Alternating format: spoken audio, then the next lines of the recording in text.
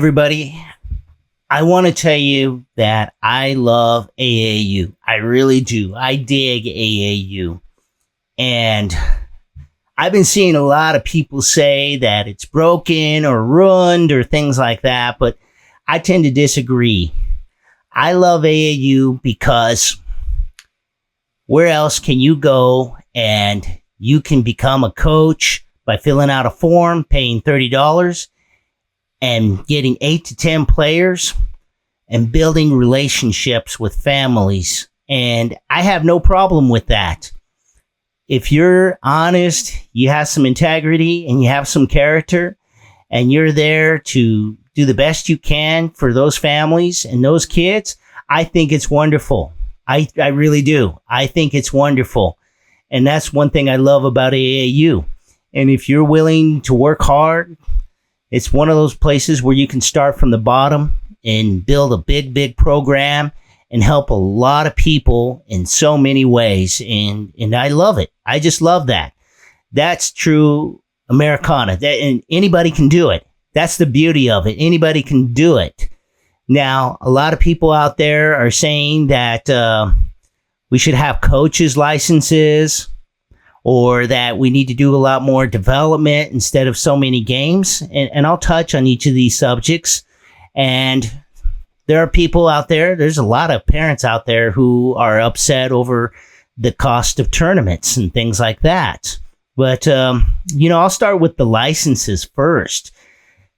The reason I'm against licenses or the idea of licenses, because it's a bureaucracy and it's a controlling mechanism. You make somebody have to go through a whole big course that you develop, and then you give them a license, and then you basically create this situation where they have to do it your way kind of thing. All right. Basketball has evolved since the 50s, since the 40s, all the way up until now. Okay. It's always been changing. And people have always complained about how the game is played in each decade. That's the honest to God truth. If you read through the history of basketball, it has always been somebody who complained about the way the game is played at that present time, up till now. Now, as far as things are concerned now, the game, I think, is doing really, really well because the whole world is playing it.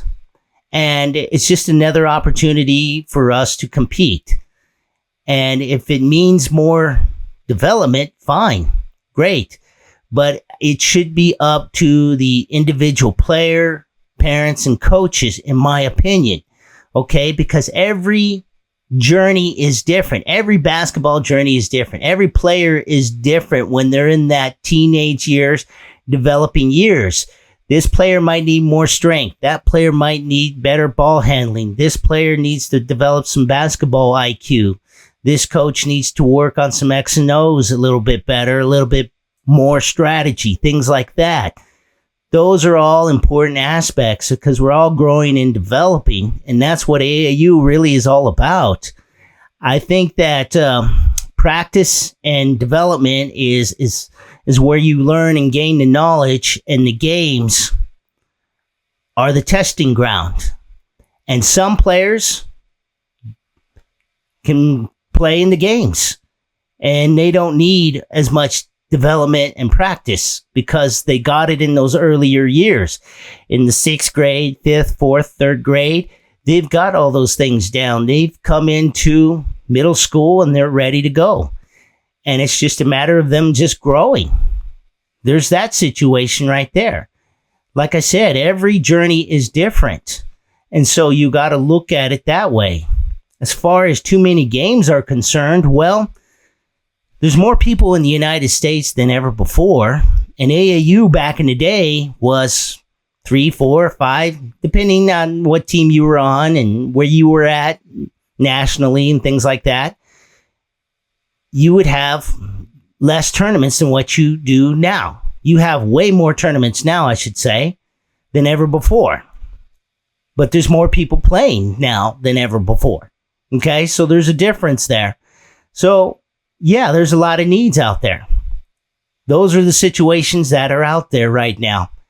And to try to regulate all that, is going to be very, very difficult because, where I'm from, I'm out of the Southwest area, and I go to AAU tournaments in Las Vegas, Phoenix, Denver, Oklahoma City, Dallas, those areas. Okay, so it's going to be different in those areas and maybe in Chicago, Indianapolis, Atlanta, the East Coast, New York. And so everybody has different issues. And so I don't think you can really have, the uniformity that some people are calling for out there. And really, this is the thing. People get all concerned about other players that they're not coaching and that they're not dealing with. And my thing is if you haven't built a relationship with that person or that team, then really you can't really worry about what's going on with them. If there's some dishonesty, stealing, or things like that, manipulation, yeah, say something. But other than that, play ball. That's really what it comes down to. The way I see it, as far as AAU is concerned, AAU is a freedom place. I love it. As far as games, too many games, yeah, okay. If somebody chooses to play 10 tournaments, 40 games a year in AAU, another 10, 20 in high school team camp, 30 game high school or prep school season, yeah, you could end up playing 100 games. Is that a lot of games for somebody who's developing? Quite possibly. Could it affect their body by the time they're 21, 22? Could it affect them by the time they're 25 and they're playing in the pros or something like that? Well, those are small issues, really, when you think about it, because there's only a small number of players that are going to be in that type of situation. But for a majority of people, it's about really building relationships. It's about going out there and competing and winning. That's where I see it. Now, as far as the cost of it, it's up to you to determine if that's what you're wanting to do, what your goals are. That's really what it comes down to, is what your goals are.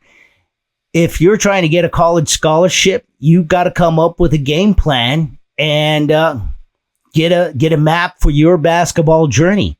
If you need more development, maybe you should stay home a little bit more and not play as many games.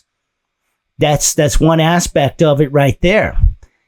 If it's a financial situation, where I think it is for a lot of people, especially nowadays, then I think you've got to work it in a different angle and find a different solution. Maybe you need to do a lot of highlight tapes and things of that nature in your local scene and then play during the live periods. Okay? That's the thing right there, and try to get on with established AAU teams instead of these other, groups where they're not prepared yet. They're raising money in the middle of AAU season just to go to a tournament. Yeah. Avoid those teams, honestly. Avoid those clubs, okay? And just work your path, your journey, and see what makes sense and what doesn't make sense. As far as these tournaments are concerned, well, the cost is enormous. It really is. They're industrial buildings. Most of these tournaments are played in industrial buildings, and they are very expensive, especially when they have 12 courts and they're being rented out for 4 or 5 days at about 10, 12 hours a day. You've got insurance, you've got parking, you've got volunteers, and you've also got to hire a few people to run certain operations. And you've also got referees. Referees are very expensive, especially if you've got referees working all day, $30, $40 a game. Or you've got, high schools, different places that might rent the gym out for a couple grand. I mean, it can add up to anywhere from $30,000 to $50,000, depending on the tournament and how many teams. Will the team fees pay for it? It'll come close, but you still got a lot of things to recoup. We're not even talking about concessions or any of those other things there's just so much expense in these things. I've looked into them, and then I thought, I'm going to wait on it and really, really think about it, because you can end up paying out of pocket, and it could be a pretty good penny, because these places, these big buildings are expensive. And if anybody's noticed, inflation's up, gas prices are up, food is up. You go to the grocery store, I'm sure you're paying a lot more for groceries than what you used to. And just about everything's up. I mean, a gallon of oil is like $30 right now. And I remember when it was $10 in a gallon. It's all gone up. So naturally, it's all going up. But if you find yourself not quite understanding it, I suggest you find out and research and determine if it's something that you want to spend money on and what your goal is. If your goal is to get a college scholarship, find the best established AAU teams in your state and go that route and stick with them. Because if you bounce around from AAU team to AAU team and you have a son or daughter who is a potential college prospect, well, these college coaches aren't going to know exactly where you're going to be if you're bouncing around. But if you stay with the right program and they're contacting people and they're doing their best for you and they're working for you, stay with them. Stay with them. And just work it. I mean, a lot of things are out of our control, especially when it comes to college scholarships. And if you get one and there's not anything else coming around, take what you can get. That's the honest to God truth. Everybody's journey is different. Just keep grinding, keep developing. Now, as far as things go with AAU and these committees and things that are coming together now to try to determine if AAU needs to be changed, because I'm seeing that on the horizon, I look at it as them wanting to have some control in the game because they see money. That's the way I see it. I think that there are quite a few people out there looking to profit off of this and try to take control over AAU as it sits. And honestly, I don't think they're going to make it any better. They're just going to have control. It's all about your decision. So everybody is individually responsible for what they do. And that's where you need to consider what's best for you. Okay? You got to make the decisions. It is what it is. But AAU, I love it. I love it because I've seen kids succeed in it, and I've seen them be able to get college scholarships. And that model has worked over and over and over again for decades. And there's so many stories of success and from coaches, players. And so I think it works. And I really don't think it needs to be changed. I just think that people need to change their mindsets.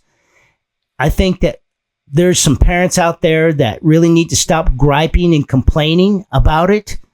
Because if you don't like it, get out. Go do local tournaments. Honestly, go do local tournaments. That's the issue.